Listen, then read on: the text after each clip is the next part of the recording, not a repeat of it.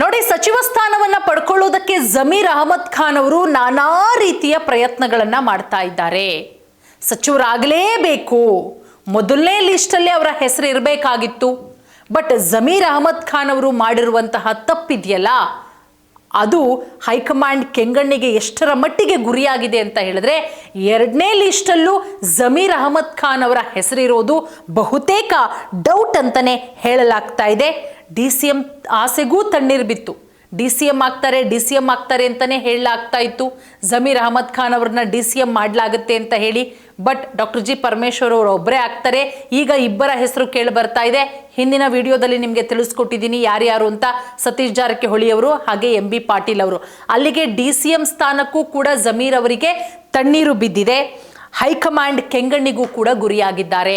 ಈಗ ಉಪಮುಖ್ಯಮಂತ್ರಿ ಆಸೆಗೆ ತಣ್ಣೀರು ಬಿತ್ತು. ಸಚಿವ ಗಾದಿಯನ್ನ ಪಡ್ಕೊಳ್ಳೋದಕ್ಕೆ ಜಮೀರ್ ಅವರು ಈಗ ಇನ್ನಿಲ್ಲದ ಕಸರತ್ತುಗಳನ್ನ ಮಾಡ್ತಾ ಇದ್ದಾರೆ. ನೋಡಿ, ರಾಜ್ಯ ಸಚಿವ ಸಂಪುಟ ವಿಸ್ತರಣೆ ಎಲ್ಲಾ ಗೊಂದಲದ ನಡುವೆ 2 ಹೆಚ್ಚುವರಿ DCM ಸ್ಥಾನವನ್ನ ಸೃಷ್ಟಿಸುವ ಬಗ್ಗೆ ಸಾಕಷ್ಟು ಚರ್ಚೆಗಳು ಕೂಡ ಆಗ್ತಾ ಇದೆ. ಈಗಾಗಲೇ ಒಂದು DCM ಸ್ಥಾನ ಇದೆ, ಅದು ಡಾಕ್ಟರ್ ಜಿ ಪರಮೇಶ್ವರ್ ಅವರು. ಹೆಚ್ಚುವರಿಯಾಗಿ 2 DCM ಪೋಸ್ಟ್ ಅನ್ನ ಸೃಷ್ಟಿ ಮಾಡಬೇಕು ಅನ್ನೋ ಚಿಂತನೆ ಹೈಕಮಾಂಡ್ ಮಾಡ್ತಾ ಇದೆ. ಯಾಕಂದ್ರೆ ಮುಂಬರುವಂತಹ 2028ರ ವಿಧಾನಸಭೆ ಚುನಾವಣೆಯನ್ನ ದೃಷ್ಟಿಯಲ್ಲಿ ಇಟ್ಕೊಂಡು.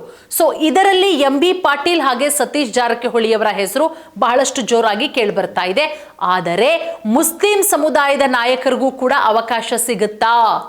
ಯಾಕಂದ್ರೆ ಮುಸ್ಲಿಂ ಸಮುದಾಯಗಳ ಓಟು ಕಾಂಗ್ರೆಸ್ ಪಕ್ಷಕ್ಕೆ ಎಷ್ಟರ ಮಟ್ಟಿಗೆ ನಿರ್ಣಾಯಕ ಅನ್ನೋದು ಇಲ್ಲಿ ನಾವು ಗಮನಿಸಬೇಕಾಗತ್ತೆ. ಸೊ ಹಾಗಾಗಿ ಈ ಹಿಂದೆ ಮಾಜಿ ಸಚಿವರಾದಂತಹ ಜಮೀರ್ ಅಹಮದ್ ಖಾನ್ ಅವರ ಹೆಸರು ಬಹಳಷ್ಟು ಜೋರಾಗಿ ಕೇಳಿ ಬರ್ತಾ ಇತ್ತು. ಆದ್ರೆ ಇದೀಗ ಸಚಿವ ಸ್ಥಾನಕ್ಕೇನೆ ಜಮೀರು ಇನ್ನಿಲ್ಲದ ಕಸರತ್ತನ್ನ ಮಾಡುವಂತಹ ಪರಿಸ್ಥಿತಿ ನಿರ್ಮಾಣ ಆಗಿದೆ. ಈ ಪರಿಸ್ಥಿತಿ ನಿರ್ಮಾಣ ಆಗಿರೋದು ಯಾರಿಂದ? ಯಾರು ಮಾಡ್ಕೊಂಡಿರೋದು? ಜಮೀರ್ ಅಹಮದ್ ಖಾನ್ ಅವರೇ ಮಾಡ್ಕೊಂಡಿರೋದು. ಸಚಿವ ಗಾದಿಯನ್ನ ಪಡ್ಕೊಳ್ಳೋದಕ್ಕೆ ಜಮೀರ್ ಅವರು ಇನ್ನಿಲ್ಲದ ಪ್ರಯತ್ನವನ್ನ ಮಾಡ್ತಾ ಇದ್ದಾರೆ. ಈ ಹಿಂದೆ DCM ಸ್ಥಾನ ಪಡೆಯುವ ಪ್ರಯತ್ನದಲ್ಲಿದ್ರು ಜಮೀರ್ಗೆ. ಆದರೆ ದಾವಣಗೆರೆ ಉಪಚುನಾವಣೆಯಿಂದ ಎಷ್ಟು ದೊಡ್ಡ ಮಟ್ಟದಲ್ಲಿ ಎಫೆಕ್ಟ್ ಆಯಿತು ಅನ್ನೋದು ಗೊತ್ತು. ನೋಡಿ, ಕರ್ನಾಟಕ ಸಚಿವ ಸಂಪುಟ ವಿಸ್ತರಣೆಯ ಜೊತೆಗೆ 2 ಹೆಚ್ಚುವರಿ DCM ಹುದ್ದೆಯ ಬಗ್ಗೆ ದೆಹಲಿಯಲ್ಲಿ ದೊಡ್ಡ ಮಟ್ಟದ ಚರ್ಚೆಗಳಾಗ್ತಾ ಇದೆ. ಸಂಪುಟ ವಿಸ್ತರಣೆ ಸದ್ಯಕ್ಕೆ 1-2 ದಿನಗಳ ಕಾಲ ಮುಂದೂಡಿಕೆಯಾಗಿದೆ. ಬಟ್ ಶುಕ್ರವಾರ ಒಂದು ಫೈನಲ್ ಆಗೋ ಸಾಧ್ಯತೆಗಳಿದೆ. ಈ ನಡುವೆ ಈಗಾಗಲೇ ಇರುವಂತಹ 1 DCM ಸ್ಥಾನದ ಜೊತೆಗೆ 2 ಹೆಚ್ಚುವರಿ DCM ಸ್ಥಾನಗಳನ್ನು ಸೃಷ್ಟಿಸೋ ಬಗ್ಗೆ ಚಿಂತನೆಯನ್ನ ಕೂಡ ಮಾಡಲಾಗ್ತಾ ಇದೆ. ಆದ್ರೆ DCM ಸ್ಥಾನಕ್ಕೆ ಸದ್ಯಕ್ಕೆ ಕೇಳಿ ಬರ್ತಾ ಇರುವಂತಹ ಹೆಸರು ಸತೀಶ್ ಜಾರಕಿಹೊಳಿ ಅವರು, ಅದರ ಜೊತೆಗೆ MB ಪಾಟೀಲ್. ರಾಜ್ಯದಲ್ಲಿ DK ಶಿವಕುಮಾರ್ ಅವರನ್ನ ಮುಖ್ಯಮಂತ್ರಿ ಮಾಡೋ ಸಂದರ್ಭದಲ್ಲಿ 4 DCM ಸ್ಥಾನ ಅಂತ ಹೇಳಲಾಗ್ತಾ ಇತ್ತು. ಪರಮೇಶ್ವರ್ ಅವರ ಹೆಸರು, MB ಪಾಟೀಲ್ ಅವರ ಹೆಸರು, ಸತೀಶ್ ಜಾರಕಿಹೊಳಿ ಅವರ ಹೆಸರು, ಅದರ ಜೊತೆಗೆ ಮುಸ್ಲಿಂ ಕೋಟಾದ ಅಡಿಯಲ್ಲಿ ಜಮೀರ್ ಅಹಮದ್ ಖಾನ್ ಅವರ ಹೆಸರು ಕೂಡ ಕೇಳಿ ಬರ್ತಿತ್ತು. ಅವರಿಗೆ ಸಿಗುತ್ತೆ DCM ಸ್ಥಾನ ಅನ್ನುವ ನಿರೀಕ್ಷೆ ಕೂಡ ಇತ್ತು. ಈ ಸಂದರ್ಭದಲ್ಲಿ ಪ್ರಮುಖವಾಗಿ ಕೇಳಿ ಬರ್ತಾ ಇದ್ದದ್ದು ಜಮೀರ್ ಅಹಮದ್ ಖಾನ್ ಅವರ ಹೆಸರು. ಆದರೆ ಜಮೀರ್ ಅವರ ಅಭಿಮಾನಿಗಳು ಕೂಡ DCM ಸ್ಥಾನಕ್ಕೆ ಬೇಡಿಕೆ ಇಟ್ಟಿದ್ರು. ಆದರೆ ಎಲ್ಲ ಎಫೆಕ್ಟ್ ಬಿದ್ದಿದ್ದು ದಾವಣಗೆರೆ ಉಪಚುನಾವಣೆಯ ಎಫೆಕ್ಟ್ ಇದೆಯಲ್ಲ, ಇದು ಜಮೀರ್ ಅವರಿಗೆ ಬಹಳ ದುಬಾರಿಯಾಗಿ ಪರಿಣಮಿಸಿದೆ. ಹೈಕಮಾಂಡ್ ಕೂಡ ಕೆಂಗಣ್ಣನ್ನ ಇಟ್ಟಿದೆ. ಪಕ್ಷ ವಿರೋಧಿ ಚಟುವಟಿಕೆ ಅನ್ನುವ ಆರೋಪವನ್ನ ಕೂಡ ಎದುರಿಸ್ತಾ ಇದ್ದಾರೆ. ಇದಕ್ಕೆ ಸಂಬಂಧಪಟ್ಟಂತೆ ಅವರದ್ದೇ ಆಡಿಯೋ ಅನ್ನುವಂತಹ ಆಡಿಯೋ ವೈರಲ್ ಆಗಿದ್ದು ಕೂಡ ಪಕ್ಷದ ಅಭ್ಯರ್ಥಿ ಸಮರ್ಥ್ ಪರವಾಗಿ ಪ್ರಚಾರ ಮಾಡಿರಲಿಲ್ಲ.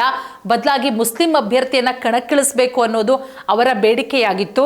ಈ ಆಡಿಯೋ, ಈ ಪಕ್ಷ ವಿರೋಧಿ ಚಟುವಟಿಕೆ ಇದೆಲ್ಲವೂ ಕೂಡ ಹೈಕಮಾಂಡ್ ಕೆಂಗಣ್ಣಿಗೆ ಗುರಿಯಾಗಿದ್ದಾರೆ. ಹಾಗಾಗಿ ಬಹಳ ಕುತೂಹಲದ ವಿಚಾರ ಏನಪ್ಪಾ ಅಂತ ಹೇಳಿದ್ರೆ, DK ಶಿವಕುಮಾರ್ ಅವರ ಸಂಪುಟದ 2ನೇ ಲಿಸ್ಟು ಇನ್ನೇನು ಕೆಲವೇ ದಿನದಲ್ಲಿ ಅನೌನ್ಸ್ ಆಗುತ್ತೆ. ಅಲ್ಲಿ ಎಷ್ಟು ಮುಸ್ಲಿಂ ಶಾಸಕರಿಗೆ ಅವಕಾಶ ಸಿಗುತ್ತೆ ಅನ್ನೋದು ಬಹಳಷ್ಟು. UT ಖಾದರ್ ಅವರಿಗೆ ಅವಕಾಶ ಕೊಡಲಾಗಿದೆ ಮೊದಲನೇ ಲಿಸ್ಟ್ ಅಲ್ಲಿ. ಉಳಿದಂತೆ ಇರೋದು ಯಾರು? ರಿಜ್ವಾನ್ ಹರ್ಷದ್ ಅವರಿದ್ದಾರೆ, ಸಲೀಂ ಅಹಮದ್ ಅವರಿದ್ದಾರೆ, ತನ್ವೀರ್ ಸೇಠ್. ಈ 3 ಜನರ ಹೆಸರು ಮುಂಚೂಣಿಯಲ್ಲಿದೆ.